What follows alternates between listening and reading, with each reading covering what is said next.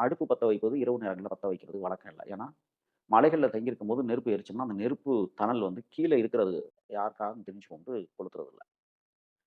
அன்னைக்கு அதே மாரி தான் 7 மணிக்கு வந்து சாப்பிட்டுட்டு அவங்கவங்க இடத்துல போய் படுக்குறோம். எனக்கு இன்னும் அந்த சோர்வு போகல. ராத்திரிலாம் தூக்கம் முழிச்ச அந்த சோர்வு இன்னமும் இருக்கு. தூங்கணும் போல தான் இருக்கு. சரி சாப்பிட்டு படுப்போம்னா படுக்கிறோம். இப்டி படுத்துக்கிட்டு ஒவ்வொருத்தரும் ஒரு ரேடியா கேட்கறது, ஒரு பக்கம் யாராவது ஏதாவது ஒரு கதைய பேசுறது இப்படிமா கிடக்கணும். அப்ப வந்து வீரப்பனார் வந்து இரவு வந்து பல கதைகள் பேசிட்டு ஒரு கதைக்கு வராரு.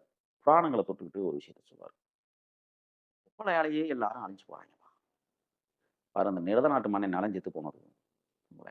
வேற்ப நாட்டு மன்னன் வீமனுடைய மகள காதலிச்சு செத்து போனான். மாதவியால கோவலன் போயி கொலை செய்யப்பட்டான். பாண்டவர்களால பாஞ்சாலி செத்து போனான்." இப்படி பல கதைகள அவரு வந்து பல்வேறு விதமா புராணங்கள சொல்லி பேசிட்டே வரும்போது சொல்றாரு. இதெல்லாம் வந்து புராணங்கள்ல எழுதி வச்சுட்டு போனா கூட உண்மையா சொல்லு. நம்ம இயக்கத்துல இந்த பேவி பைய ஒரு பொம்பளையால தான் போய் செத்து போயிட்டான். மாதேஷ் பைய ஒரு பொம்பளையால தான் செத்து போயிட்டான். ஆசாரி குருநாதன் பொம்பளையால தான் செத்து கோட்டையூர் ரங்கசாமி பொம்பளையால தான் செத்து போனான். இப்படி ஒவ்வொரு கதையா அவரு சொல்றாரு. இதெல்லாம் எதுக்கு சொல்றாருங்கிறது எங்கனால வியூகம் பண்ண முடியாட்டினாலும், அவர் ஏதோ ஒண்ணு மனசுல வச்சுட்டு அந்த மாரி ஒரு சம்பவங்கள சொல்றாரு. எல்லாரும் கேட்டுட்டு ஊன்னு சொல்லணும். அவர் கதை சொல்லும்போது, "என்னப்பா ஒரு சத்தம் உள்ள தூங்கிட்டீகளா? நான் பாட்டுக்கு பேசிட்டு கிடக்குறேன்" அப்படிம்பாரு. அப்புறம் அந்த கதையெல்லாம் சொல்லிட்டு அன்னைக்கு இரவு தூங்கியாச்சு. மறுநாள் காலையில விடிஞ்சதும், அவரவர்கள் அவரவர் தன்மைக்கு ஏற்றாற் போல எந்திரிக்கிறது வழக்கம். உடனே எல்லாரும் ஒட்டுமொத்தமா எழுப்ப மாட்டாங்க. தூங்குறவன் தூங்குவான், எந்திரிக்கிறவன் எந்திரிப்பான். அவசர நிலைனா மட்டும் தான் அதற்கான யுக்தியெல்லாம் மாத்துவோம். அன்னைக்கு காலையில எங்களுக்கு முன்னாடியே மேய்க்க ரங்கசாமி எந்திரிச்சு, போய் அந்த சுனைக்கும் பக்கத்துல பாறை, குடவு பாறை.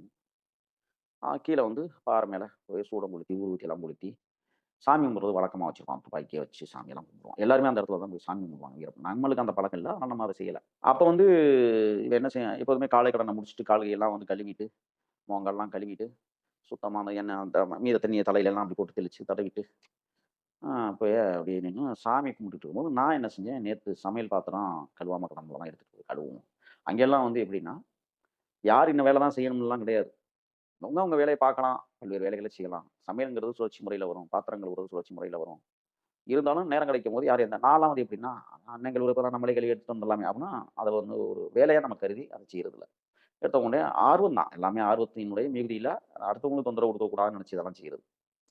அப்ப அன்னைக்கு நான் தான் போய் இப்ப சரி பாத்திரம்லாம் வெளக்கிட்டு வருவோம். காலை கடன்லாம் முடிச்சுட்டு எல்லாத்தையும் எடுத்துட்டு போயிட்டு பாத்திரம்லாம் வெளக்கிட்டு, காலை கடன்லாம் முடிச்சுட்டு, கால் கையெல்லாம் கழுவிட்டு, மூஞ்சி கால்லாம் நல்லா கழுவிட்டு, சரி இந்த பாத்திரங்கள எடுக்க கொண்டு இடத்துல வைப்போம். சமையல் யாராவது சமைக்கட்டும் அப்படின்னு சொல்லிட்டு, எல்லாத்தையும் இப்ப நெறைய பாத்திரம். அப்ப பாதி பாத்திரத்த நான் அள்ளிட்டு வர்றேன். அந்த அள்ளையிலேயே வர்றேன் நடந்து. மேய்க்கிறவங்க சாமியெல்லாம் கும்பிட்டு எனக்கு முன்னாடி போயிட்டான். சரி நான் என்ன நெனச்சேன்னா, இருப்பிடத்துக்கு போயிருப்பான் அப்படின்னு நெனச்சுட்டு நான் பெருசா எதையும் அத எடுத்துக்கல.